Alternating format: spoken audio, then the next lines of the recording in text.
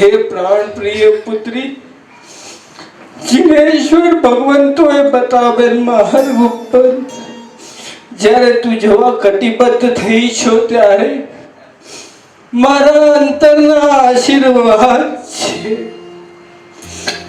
માનવ જીવનનો સાર ચારિત્ર લઈ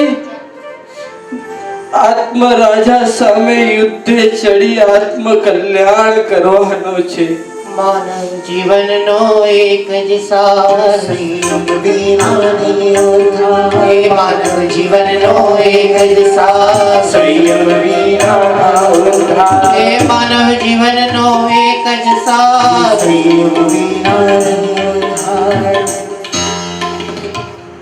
અનાદિકાળના જે શત્રુઓ આત્મ ઘરમાં પેસી આત્માનો ખુવાર કરી રહ્યા છે ત્યારે એને પરાસ્ત કરવા માટેનું તારું પગલું ખરેખર અનુમોદનીય છે. જા, મારા તને આશીર્વાદ છે. શાસનદેવ સદાય તને સહાય કરે. અપ્રમત્ત રહી સાધના કરતા કરતા મુક્તિ કન્યાને વરજે. તારો પંથ સદાય સુકોમળ રહે. જન્મથી જ તું વૈરાગી છો અને તને રોકીને અમે અંતરાયભૂત બનવા નથી માંગતા, પણ અમારા જેવાનું પણ તું ધ્યાન રાખજે. અમારે ઉપર રાહબર બનજે.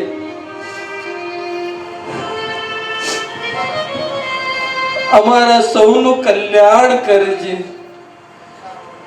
સંસારનો નિસ્તાર થાય એવી કરુણા કરજે.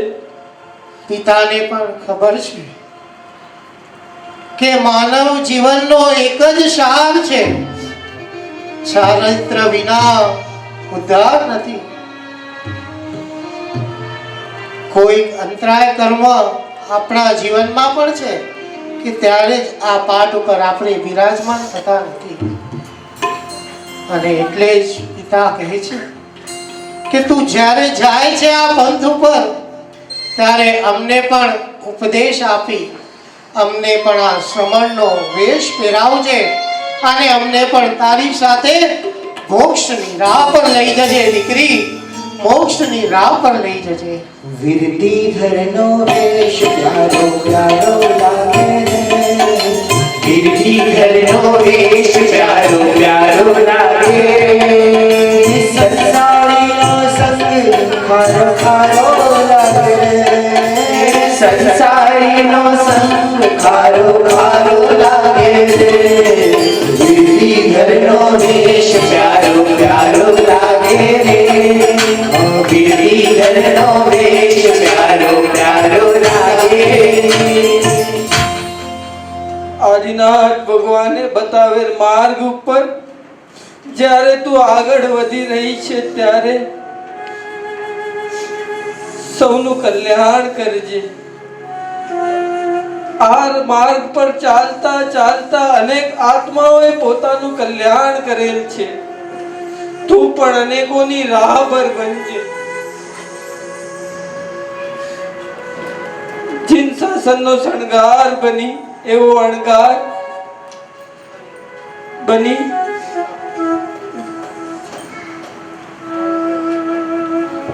નિજ સ્વરૂપને ઓળખી આત્મ ધ્યાનમાં લીન થઈ ધીરતાપૂર્વક સમતાપૂર્વક સમજણપૂર્વક નિજ સ્વરૂપનો ધ્યાન કરી આત્મામાં લીન થજે અને વૈરાગી થજે. તું આ માર્ગ ઉપર જાય છે એ માર્ગ ઉપર સદાય તારું તું સદાય આગળ વધતી રહો. હે મલ્લી કુમારી, તારો જય હો, વિજય હો. દીકરી મારી લાડકવાઈ, દીકરી મારી લાડકવાઈ. દીકરી મારી નર્ય ભાગી લક્ષ્મીનો અવતાર ઈશ્વરનો રગડને છાગતો સવાર દીકરી મારી